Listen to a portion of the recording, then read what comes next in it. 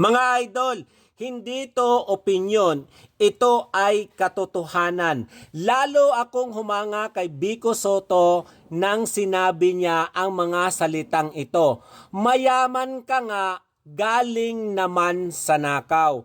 Ang mga Marcoses ay yumaman dahil sa pagnanakaw sa pera ng taong bayan. Alam natin yan na dekada silang namuno sa Pilipinas at alam natin yan na ang mga Marcos ay nailagay sa Guinness Book of Record bilang number 1 na magnanakaw. Nakapwesto ka nga, ang dami mo namang tinapakan. Alam natin yan na nakabalik si BBM Bangag sa gobyerno sa pamamagitan ng paggamit nila kay BP Sara.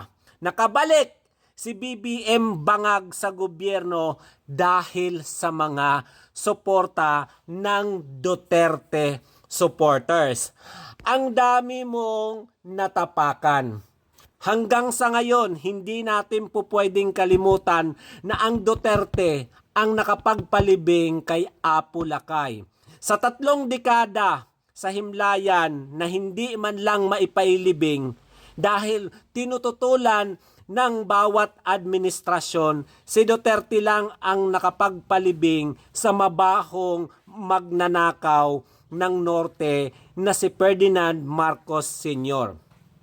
Ang mabahong magnanakaw na nabubulok sa Norte ay Duterte lang ang nakapagpalibing.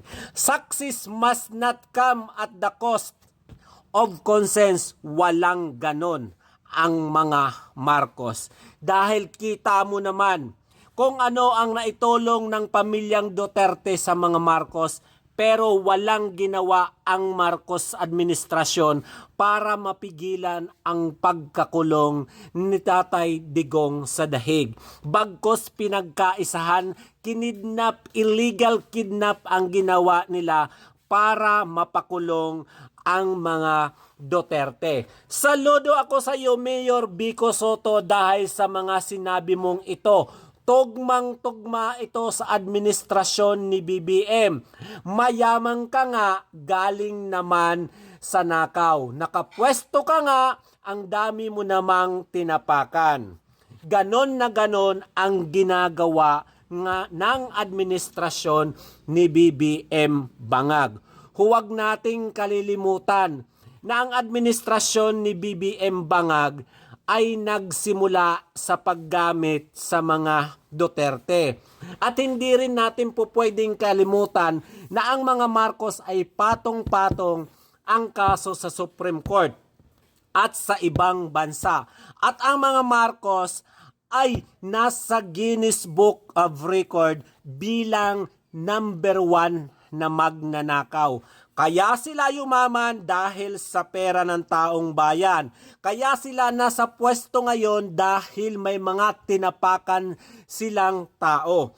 Mismong nagpalibing sa tatay nila ay inapi nila. Sa tingin mo may mga konsensya ang mga Marcos? Wala. Kaya tama ang sinabi ni Mayor Vico Sotto. Saludo ako sa iyo, Mayor Vico. Talaga naman para sa gobyernong ito ngayon, yang mga sinasabi mo. Waray laban pala. Follow for more.